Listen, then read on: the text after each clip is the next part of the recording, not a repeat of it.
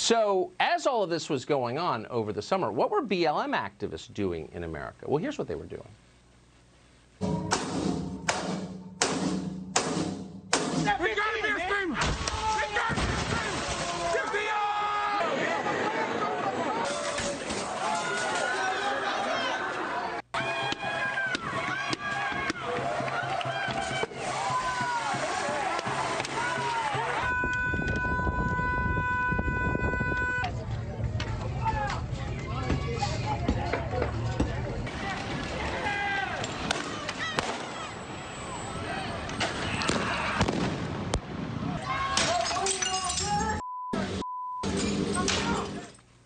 So much destruction. How's Kenosha tonight? Still destroyed. So many cities are.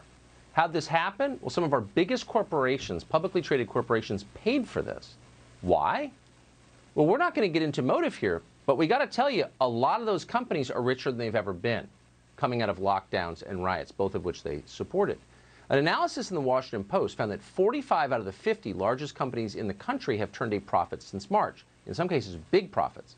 The top executive at Nike, John Donahoe, put it this way, quote, "These are times when the strong can get stronger."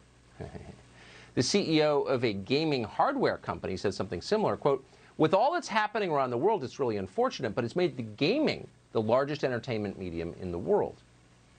Now, this does seem unfair. The smallest businesses are destroyed, owners sometimes killed. But if you ask Kamala Harris, BLM is on the right track. They did the right thing. Small businesses are gone in a lot of places, including in our nation's capital, but the big corporations are fine, so Kamala Harris is content. The brilliance and the impact of Black Lives Matter and their brilliance in conceiving it, history is going to show was an inflection point in the ongoing fight for justice, to your point. Nothing that we have achieved in our country that has been about progress, in particular around civil rights, has come without a fight. Victor Davis Hanson is a senior fellow at the Hoover Institution. We're happy to have him on tonight. Professor, trying to see the bigger picture here, and it didn't escape our attention that the biggest companies are richer than they've ever been, while their competition has disappeared in a lot of cases. Is there a connection? Yeah, I think the connection with BLM is relevant too, according to what Vice President-elect apparently Harris has said. BLM, remember, Tucker, was founded by neo-Marxists, three of them, Garza and Tometi and Cuellar's. And they said that it was during the Trayvon Martin disaster, tragedy, whatever you want to call it. They became the funnel for corporate largesse, kind of this generation's replacement of Al Sharpton and Jesse Jackson.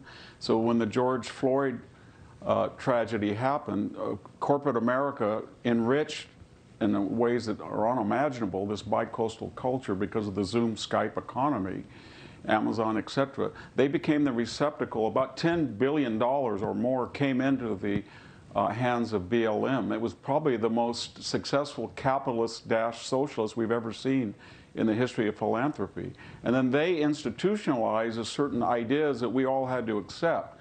Critical legal theory, that old white men made laws that don't have to be followed because they were innately oppressive.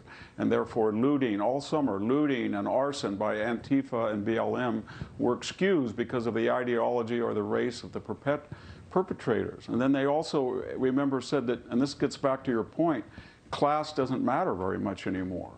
Ideology and race matter. So we're in this ridiculous situation that Oprah is a victim, or Jay-Z is a victim, or Kareem Abdul-Jabbar is a victim, but an out-of-work coal miner in Appalachia is not, or a truck driver in Reno is not. And then they kind of hijacked American history. They said that the founding was in 1619, which was not true. And we're deplatforming, Time Magazine deplatformed Helen Keller, of all people.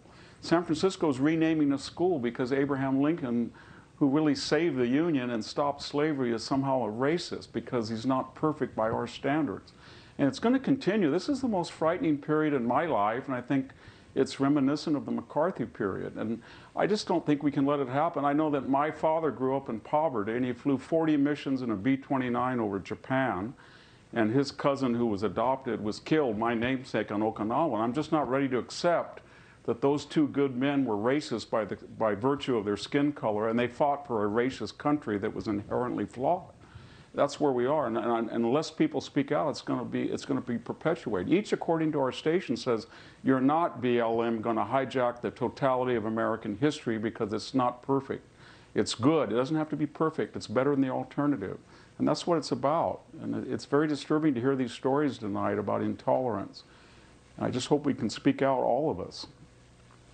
That's one of the most stirring summations I've heard in a long time. Victor Davis Hanson, thank you for that. And you're right, speaking out is the only solution.